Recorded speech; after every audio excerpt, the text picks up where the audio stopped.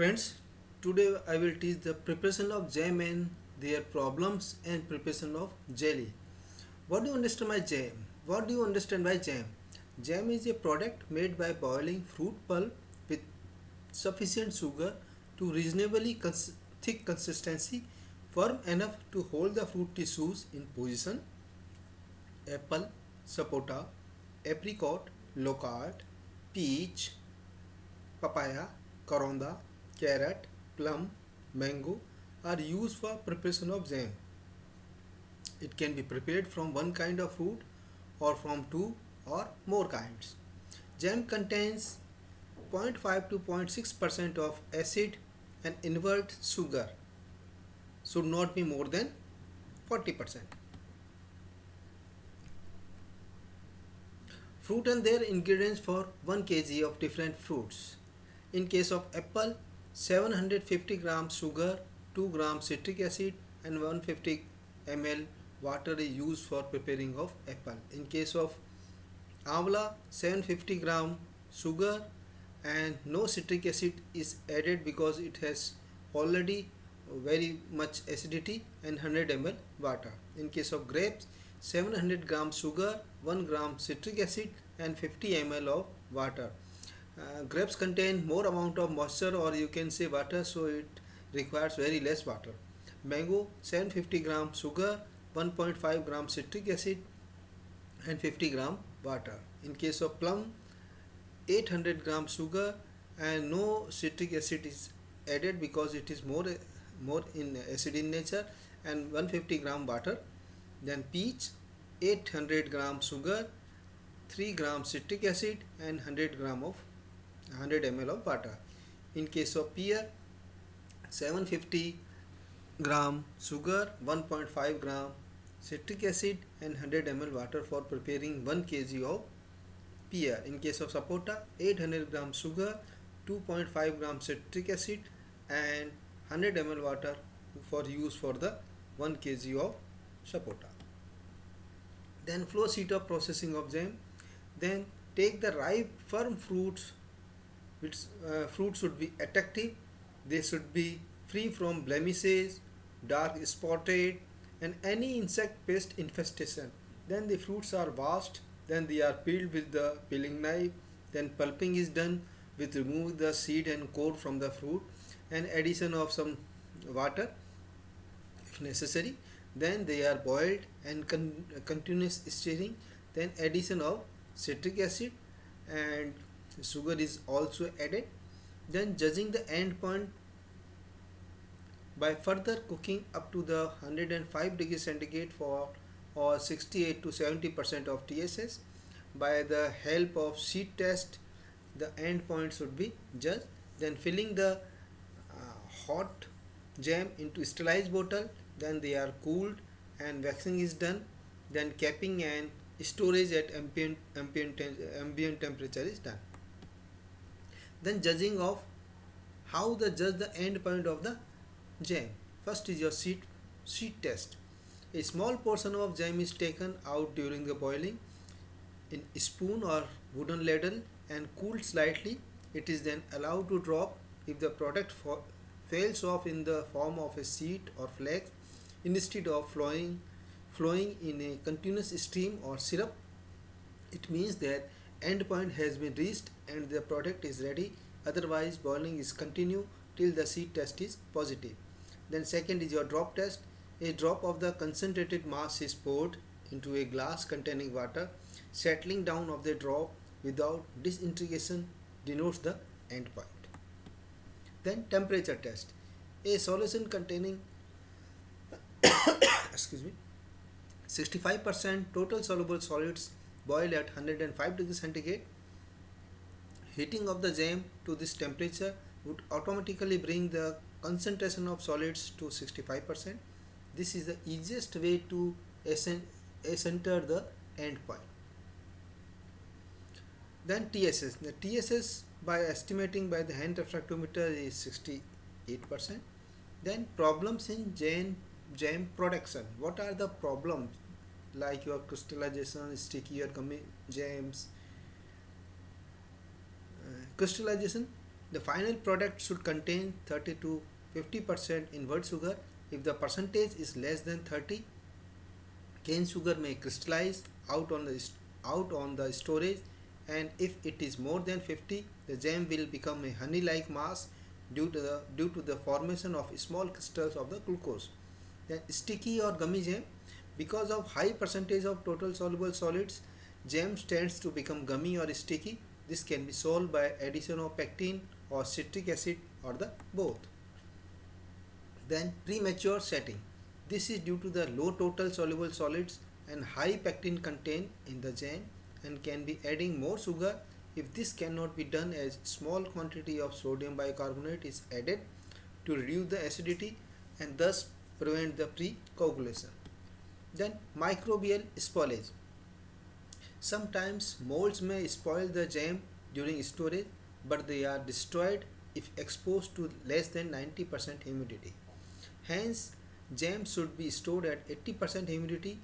Mold growth can also be prevented by not sealing the filled jar, covering the surface of jam with a disc of wax paper, because mold does not grow under open condition as rapidly as in the closed space. It is also advisable to add 40 ppm of sulfur dioxide in the form of KMS. In the case sulfur dioxide should not be added to the jam, as it causes blackening of the internal surface of the jam. Then what is jelly? A jelly is a semi-solid product prepared by the boiling a clear strained solution of pectin containing in fruits extract, free from pulp, after addition of sugar and acid. A perfect jelly should be transparent, well set but not too stiff, and should have the original flavor of the fruit. It should be of attractive color and keep its shape when removed from the mold. It should be firm enough to retain a sharp edge but tense enough to quicker when pressed. It should not be gummy, sticky or syrupy, or have crystallized sugar. The product should free from dullness with little or no synersis. That is, synersis means whipping jelly. In the whipping jelly, the fluid is separated from the gel and neither tough or not rubbery. Then suitable fruits for the making of the jelly: guava, sour apple, karonda, wood apple, papaya, locust, gooseberry, etc. are the generally used for preparation of the jelly.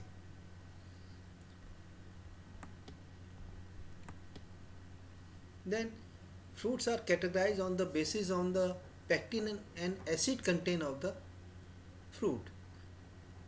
They are four types. First is rich in pectin and rich in acid. They are sour and crab apple, sour guava, lemon, sour orange, sour plum and jamun. Then rich in pectin and low in acid: apple, unripe banana, sour cherry,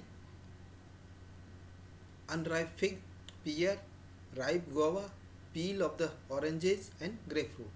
Then low in pectin and rich in acid: sour apricot, sweet cherry, sour peach, pineapple, strawberry. Then low in pectin and acid: ripe apricot, ripe peach, pomegranate, raspberry, strawberry and other overripe fruits. There are four main ingredients which are very important and essential for the making of the jelly. They are the pectin, acid, sugar, water are the four essential ingredients. Pectin test and the determination of the end point of the jelly formation are the very important for the quality of the jelly. What is pectin? Pectin substances present in the form of calcium pectate are responsible for the firmness of the fruit. It is commercially termed for the water soluble pectinic acid, which under suitable conditions form a gel with sugar and acid. In the early stage of the development of fruits, the pectic substance is water insoluble.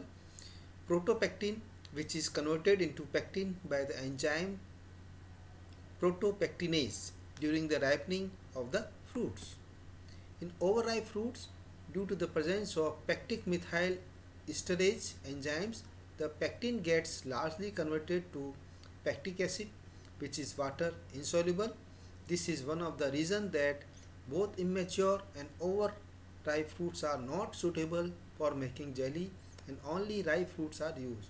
Generally, we had taken the half the quantity of ripe fruits and half the quantity of immature fruits.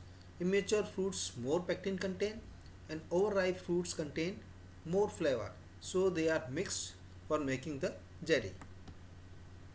The setting of pectin is also depends upon the pH sugar and concentration.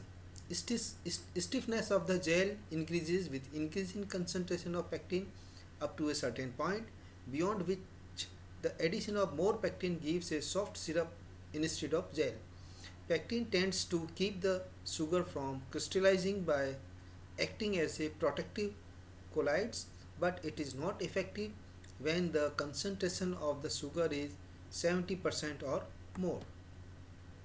The amount of pectin extracted varies with the method of extraction, the ripeness of the fruit, the quantity of water added for the extraction of the juice, and the kind of the fruit.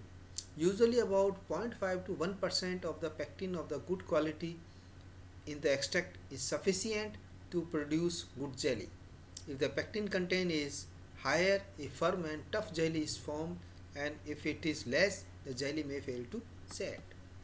Then determination of the pectin content. The pectin content of the strain extract is usually determined by two methods. First is your alcohol method and other is your gel meter test.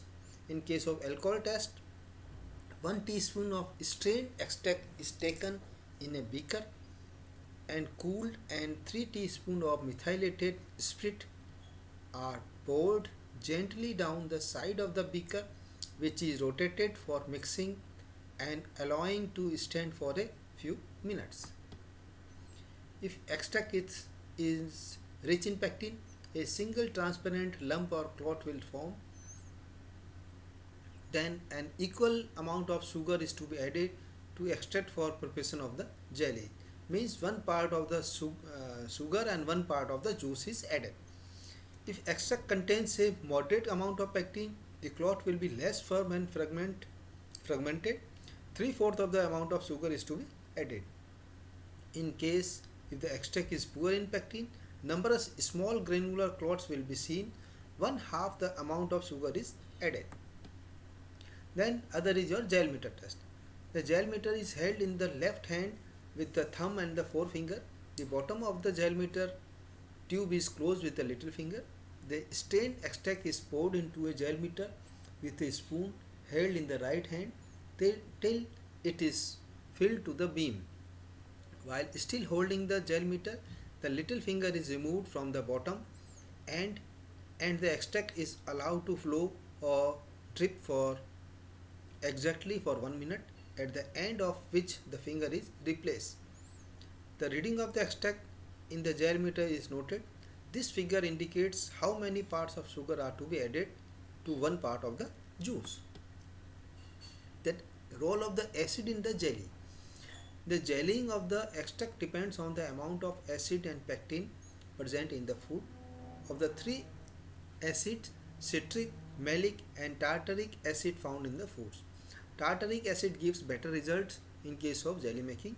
The final jelly should contain at least 0.5% but not more than 1% of the total acid, because a larger quantity of acid may cause the synergies, that is your whipping jelly. Then pH of the extract. Jelly strength increases with the increase in the pH until optimum is reached. Further, addition of acid decreases the jelly strength. The optimum pH of jelly containing 1% pectin is approximately 3, 3.2 and 3.4 for 60, 65 and 70% respectively. The pH of jelly can be controlled by adjusting pH of extract with the acid or alkali. Then adding a suitable buffer. Then fruit should contain salts like sodium citrate, sodium potassium tartrate, etc., which have buffering action and help to control pH. In general, optimum pH value for jelly is 3.2. Then sugar.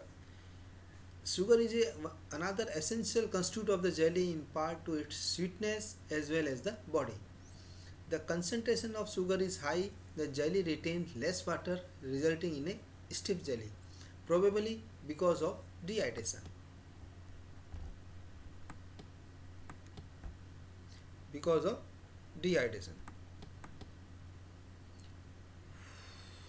Then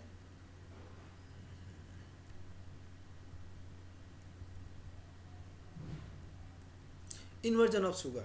When sucrose is boiled with an acid, it is hydrolyzed into dextrose and fructose in the degree of inversion of the sucrose, depending on the pH and duration of the boiling.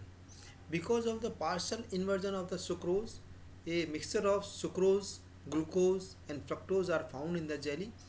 The mixture is more soluble in water than sucrose alone, and hence the jelly can hold more sugar in solution without crystallization. Then judging of the endpoint. Boiling of jelly should not be prolonged because excessive boiling results in the greater inversion of sugar and destruction of pectin. The important point to remember is that is the fruit extract which requires boiling and not the added sugar.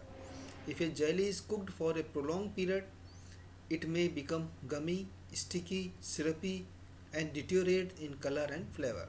The end point of boiling the end point of boiling can be judged by following way. First is your seed test. A small portion of jam is taken out during boiling in a spoon or wooden ladle and cooled slightly. It is then allowed to drop. If the product falls off in the form of seed or flake instead of flowing in a continuous stream or syrup, it means that end point has been reached and the product is ready. Otherwise, boiling is continued till the seed test is positive. Then drop test. A drop of concentrated mass is poured into a glass containing water. Settling down of the drop without disintegration denotes the end point. Then temperature test. A solution containing 65% total soluble solids boil at 105 degrees centigrade. Heating of the jelly of this temperature automatically bring the concentration of solid of 65%. This is easiest way to ascertain the end point. So dear students, this is all about the preparation of jam and jelly and their problems. Okay, thank you.